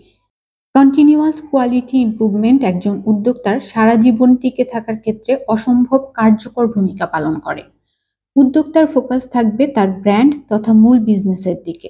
এত বেশি ফোকাস থাকতে হবে যাতে সমস্যা কাবু করতে না পারে। সম্ভাবনার খোঁজে হাজার মাইলের বন্ধুর পথ নিমেষেই পাড়ি দিতে হবে। ব্যাপারটা অনেকটা স্বর্ণের জন্য মাটি খোঁড়ার মতো। কখন এক টুকরা সোনা পাওয়া যাবে তার আশায় টনের পর টন মাটি কাটতে হয়, কিন্তু ক্লান্তি কাজ করে না, কারণ ফোকাস নিবিষ্ট থাকে সোনার দিকে। কত টন মাটি কাটা হলো তার দিকে না, মাটির দিকে ফোকাস করলেই সব শেষ। এনার্জি লেভেল জিরোতে চলে আসবে। এত মাটি তুললাম, এখনো এক ফোঁটা সোনা পেলাম না। আমরা বড় উদ্যোগে সফল হই না, কারণ আমাদের ধৈর্য ও মানসিক শক্তির প্রচন্ড অভাব। লাইফ অফ পাই মুভি থেকে অথর বলছেন ফ্যামিলির সবাইকে ঝড়ের কবলে হারিয়ে বিশাল সমুদ্রে ভাসমান এক নৌকায় একটা কিশোর আর একটা ক্ষুধার্ত বাঘ। বাঘের সামনে একমাত্র খাবার সেই কিশোর। সেখান থেকে বাঘকে বন্ধু বানিয়ে আপনাকে টিকে থাকতে হবে। বিজনেসের দুনিয়ায় প্রতিযোগীকে এভাবেই আপন করে টিকে থাকতে হয়। মুনীর চৌধুরীর রক্তাক্ত প্রান্তরের ইব্রাহিম কার্দির মতো প্রতিজ্ঞাবদ্ধ থাকতে হবে। নিজের প্রিয়তমা স্ত্রীর ফিরে যাওয়ার প্রস্তাব প্রত্যাখ্যান করে বীর সৈনিকের মতো সে বলেছিল, যে ফিরে যাবে সে আমি হব না, সে হবে বিশ্বাসঘাতক, বেঈমান, সে হবে ইব্রাহিম কার্দির লাশ। পৃথিবীর সব ভালো কাজে, সব বড় উদ্যোগে বাধা আসবেই। অন্তত ১০ লাখ সুপার কম্পিউটারের সমান পাওয়ারফুল মেমোরি নিয়ে কেন আমরা উদ্যোক্তা হয়ে নিজের অবস্থান দাঁড় করাতে পারবো না? স্বামী বিবেকানন্দের ভাষায় জন্মেছিস যখন একটা দাগ রেখে যা। একটা বন্ধ ঘড়িও দিনে 2 বার সঠিক সময় দেয়। তাহলে আশরাফুল মাখলুকাত হয়ে আমরা কেন নিজেদের ভুলগুলোকে শুধরে সফল উদ্যোক্তা হতে পারবো না? জিরাফ বাচ্চা প্রসব করে দাঁড়িয়ে। সদ্য জন্ম নেওয়া বাচ্চাটাকে সে লাথি মারতে থাকে যাতে বাচ্চাটা উঠে দাঁড়ায়। কারণ শিকারি থেকে বাচ্চার জন্য দ্রুত বাচ্চাকে শক্তিশালী বানাতে হবে। মা জিরাফ বাচ্চাকে জন্মের সময় এই যে আঘাত দেয়, তার মানে কিন্তু এই নয় যে মা বাচ্চাকে আদর করে না বা বাচ্চার প্রতি তার মায়া নেই। বরং বাচ্চার প্রতি ভালোবাসা থেকেই মাকে কঠোর হতে হয়। ঠিক তেমনি সৃষ্টিকর্তা আমাদের নানা ঘাত প্রতিঘাত দিয়ে বড় লক্ষ্য অর্জনের জন্য প্রস্তুত করেন। আমরা ভুল বুঝে আল্লাহকে দোষ দিই। মোটিভেশন খুঁজে নিতে হবে নিজেকেই। কিসে আপনি মোটিভেটেড হবেন আপনি জানেন। আপনাকে মোটিভেটেড এবং অ্যাক্টিভ থাকতেই হবে। মার্টিন লুথার কিং এর একটি বিখ্যাত উক্তি, যদি উঠতে না পারো তবে দৌড়াও, যদি দৌড়াতে না পারো তবে হাঁটো, হাঁটতে না পারলে হামাগুড়ি দাও, যেভাবেই হোক এগিয়ে তোমাকে যেতেই হবে। মনে রাখবেন, পৃথিবী শুধু জয়ীদেরই মনে রাখে। জয়ী হয়েই একজন উদ্যোক্তাকে বাড়ি ফিরতে হবে। যখন টিকে থাকার আর কোনো রিজন খুঁজে পাবেন না, তখন হাজারো কটু কথা, অবজ্ঞা, চ্যালেঞ্জকে ফিল করে টিকে থাকবেন। তখন সেই ফেজগুলো চিন্তা করবেন আপনি হারলে যারা মিষ্টি বিতরণ করবে। Success is the best revenge. লড়াইয়ে টিকে থাকতে অথর কিছু কাজের কথা বলেছেন।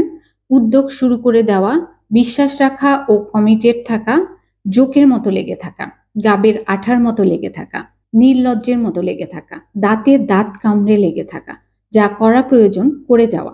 কিসের পেছনে লেগে থাকবেন? স্বপ্নের পেছনে, অবস্থা যতই খারাপ হোক। সম্ভাবনার পেছনে। 1% সম্ভাবনা থাকলেও সেটাকে 100% করার সর্বোচ্চ চেষ্টা করে যেতে হয়। সম্ভাব্য ক্রেতার পেছনে, ফেভিকলের মতো লেগে থেকে একবার দেখুন না। সম্ভাব্য বিনিয়োগকারীর পেছনে, সম্ভাবনাময় আইডিয়ার পেছনে, সুযোগের পেছনে, লক্ষ্যের পেছনে। হতাশা আসবে, মেজাজ চরম খারাপ হবে, রাগে দুঃখে নিজের চুল ছিঁড়তে ইচ্ছে করবে, নিজেকে পৃথিবীর সবচেয়ে অসহায় ব্যক্তি বলে মনে হবে। কিন্তু হাল ছাড়লেই সব শেষ। মাটি কামড়ে পড়ে থাকুন, হালটা শক্ত হাতে ধরে যে রাখতেই হবে। লেগে থাকুন, এই তো কাছাকাছি চলে এসেছেন। কষ্ট হবে কিন্তু আপনি পারবেন। এই তো আর একটু, আপনি পারবেন, আপনিই পারবেন। পারতে যে আপনাকে হবেই, কারণ এটা আর কেউ নয়, আপনি। প্রতিদিন সকালে একটি হরিণ এই চিন্তা নিয়ে জেগে ওঠে, আমাকে আজ সবচেয়ে দ্রুত গতির সিংহের চেয়েও জোরে দৌড়াতে হবে, না হয় আমি মারা যাব। একজন উদ্যোক্তা প্রতিদিন জেগে উঠবে নিজের স্বপ্নগুলো ছুঁয়ে দেখার জন্য। No full stop on dreaming.